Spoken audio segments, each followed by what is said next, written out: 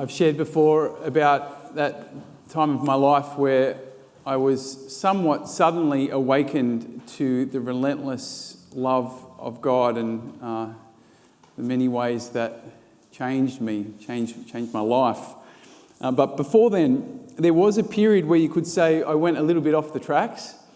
In that period, I loved parties, and me and my mates would often go clubbing in Sydney, where I was living at the time. And there was a particular club that we loved to go to. This was kind of the club. It had all the best DJs, and it was the place to be, right? But unless you had connections, it was also very difficult to get into, right? Even if you went super early, like you needed to kind of be in the know. So usually we would be waiting for hours to get in, right? And we're in the line, long queue up George Street in Sydney, and we're hearing the music, seeing people go in. We're like just desperate to get in there, right? And sometimes we wouldn't get in. We were waiting for hours at 3 o'clock in the morning, 4 o'clock, like, sorry, we're closed. It was, as you can imagine, a little bit deflating, right? Have you ever been denied of something or access to something that you really wanted? That is the experience that Jesus is trying to provoke in us in this and through this gospel today.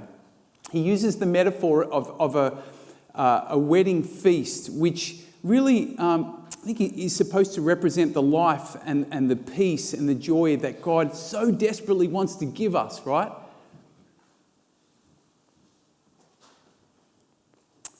And 5 of the bridesmaids get into that feast, and 5 of them don't. I don't want to say a lot about this gospel today. I just want to highlight 2 key points that Jesus is making because it kind of provides a helpful framework for what I want to reflect on.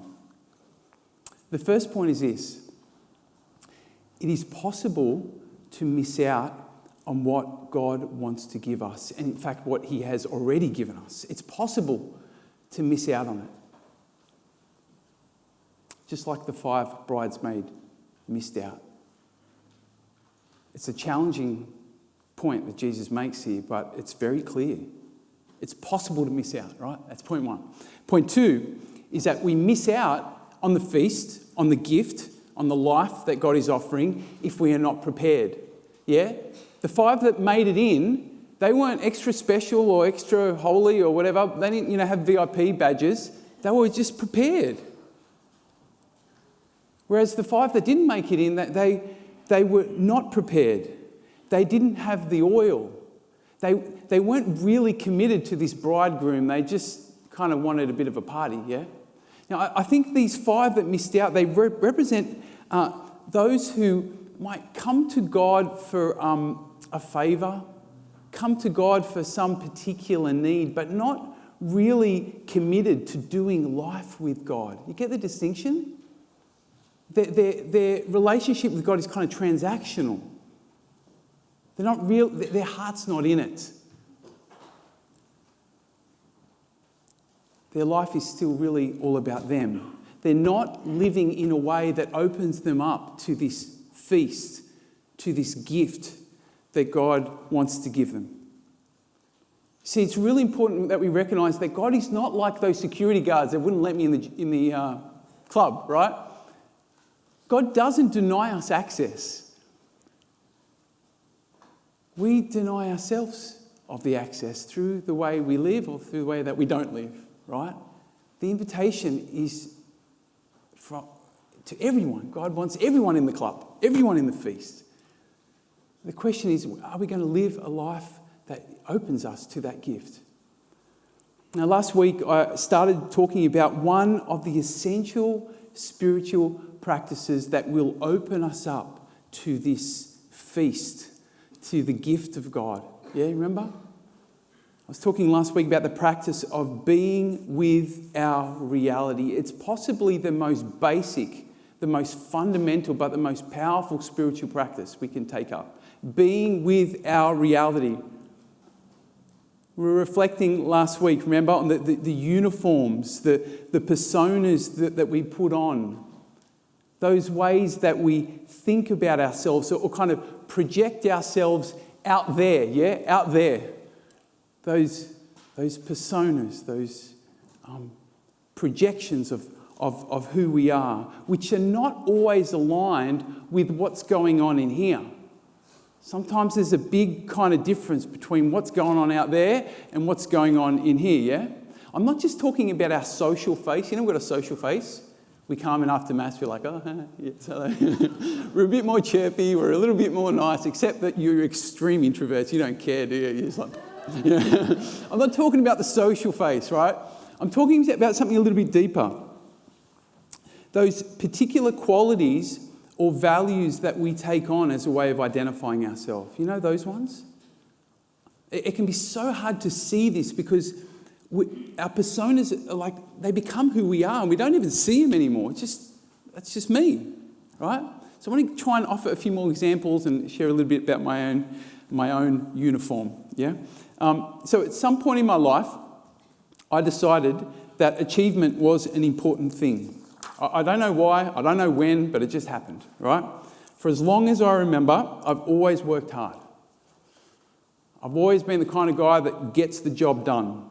I love to tick off the to-do list. Anyone like that? At the end of the day, you get that list, it's like, oh, I feel so good.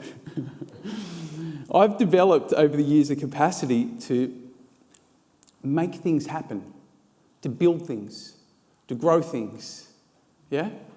And that's a great gift, isn't it? I mean, especially if you're a parish priest. Yeah? It's great. But the problem is, at least the problem I've discovered, is that I can get so caught up in this achievement mode that I lose touch with what is really going on within me, what I'm experiencing, what I'm feeling, what I'm desiring, where I feel God is leading me. I lose touch with my own heart. There are so many uniforms we put on. This is just one example, right? Maybe you're not so much of an achiever, but maybe you're more of a helper. Yeah, you're everyone's best friend. You're caring, you're thoughtful, you're generous, always willing to sacrifice yourself, put others first. You're happy to have lots of needy people around you because you love to solve people's problems, right? Maybe that's kind of one of your uniforms. Or maybe at some stage in your life, you put on the uniform of the responsible one. I think this is typical for sort of older siblings. You're sensible. You make sure things get done in the right way, as they should be done, a bit like the Pharisees last week. You kind of always striving for the ideal. You have high expectations on yourself and on others. And if someone doesn't meet that expectation, you're quick to tell them, right? This is how it should be done. Now, look, as I'm sure we can appreciate, many of these qualities are good, yeah? They're even holy qualities. It's good to do the right thing. It's good to be helpful, to sacrifice for others. It's good to work hard. The problem is that we can so easily over-identify with these qualities, with these behaviours, and we get lost in them. They become a uniform. We think that is who we are. I'm the achiever. I'm the helpful person. I'm the principled person. I'm the creative person, etc., etc., etc. Yeah, I'm the holy person. Another way of saying it is that all of these qualities that we take on are a way in which we try and do God's job and save ourselves. Yeah? Make ourselves feel acceptable and secure.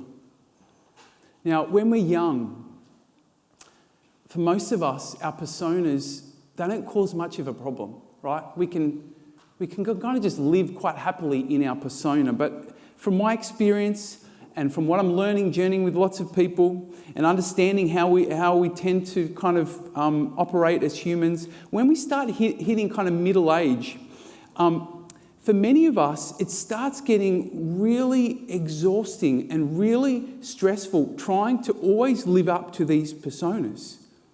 Can you relate? Yeah? They call it the midlife crisis. When suddenly we start realizing that, oh my God, these uniforms, they're just not doing it for me anymore. Over time, ignoring our reality in here can leave us feeling deeply unsatisfied. That's also when we tend to start getting a bit burnt out, a bit cynical, a bit resentful, a bit critical towards others. As I mentioned last week, the biggest problem with getting stuck up there, getting stuck in our uniforms, in our personas, is that we actually lose touch with God, because God is in our reality. God can't be in our kind of make-believe world. I guess he could be, God's God, but he's especially in our reality. Yeah, he's waiting for us there. He's loving us there. And so one of the key roles of our spiritual life is to bring into alignment this perception of who we are with who we truly are. Yeah, to bring it kind of, to make it one, to bridge that gap. The saints talk about this as the practice of humility. And I love this quote from St. Augustine, one of the great spiritual giants. He says, "If you ask me which is the first virtue for a Christian, I will tell you that it is humility. If you ask me again which is the second, I will say to you it is humility. If you ask me again which is the third, I will say it is humility. And as often as you ask me this question, I shall always give you the same answer. Humility." Teresa of Avila says that humility is simply walking in truth. Yeah? Last week I suggested one way that you can practice this humility, remember? I spoke about trying to identify those uniforms that we put on. I'm not going to say anything more about that this week. I want to offer you another practice that you can exercise every day if you choose to practice humility, to walk in truth, yeah? And that is simply to pay attention to your reality. I'm going to call this the practice of compassionate awareness. There are a few points I want to make about this practice, yeah? The first is to try and do it often. Yeah, the more often that you do this practice, the more it will help you to grow in self-awareness. And the spiritual life is all about self-awareness. Yeah, it's all about becoming conscious of what's going on in you and how God is moving in your life. Yeah, so I want to encourage you to if you're brave enough to take up this practice, to do it regularly. It'll help you to become more and more aware of yourself, more and more aware of God. But this practice is really all about paying attention to what you are experiencing within. Right? You might start as you sit down, maybe grab a cup of tea or go in your prayer chair or whatever, and just try and think of something that's going on in your life at the moment. Maybe it's something you're struggling with. Maybe it's a strong desire in your heart. And just try and observe it. Just try and pay attention to it. Try and name and describe everything that is going on in you, right? What are you thinking? What are you feeling about this situation? And if you can, write it down. Writing can be really helpful, yeah? The key is to be radically honest. Be honest, especially about the things that you think are unacceptable. Yeah? The stuff that's a bit ugly, sinful, the desires that you have that perhaps, I shouldn't have those desires. Be really honest with yourself. Of course, honest with God. Don't filter it. Don't censor it. Don't try and fix it. Don't judge it. Just compassionately notice it. Yeah? Become aware of it. Here's the idea. Right? Here's the point.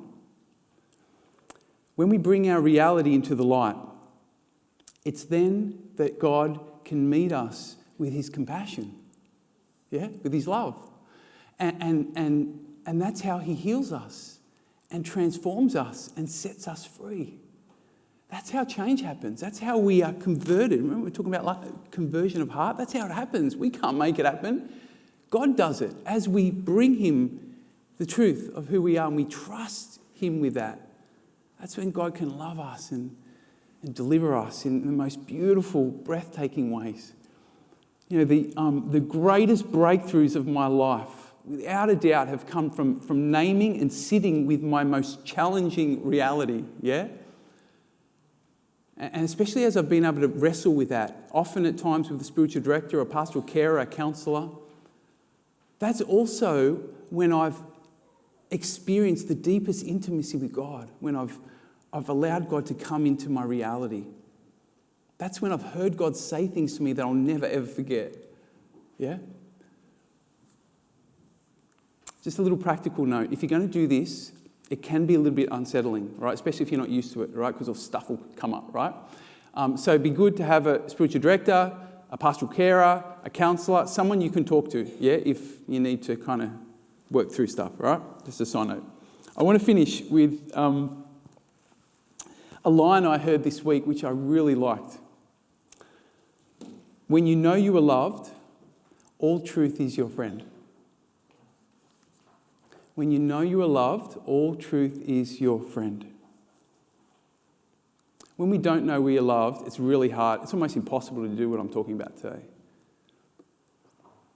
It's hard to face our weakness and our failure when we're not sure that we're already held and loved, because it's just too vulnerable, it's too insecure, right? So that might be your first step, is to reacquaint yourself with the relentless, unconditional love of God, and then you will be able to start to face and accept your truth, and that truth will indeed set you free.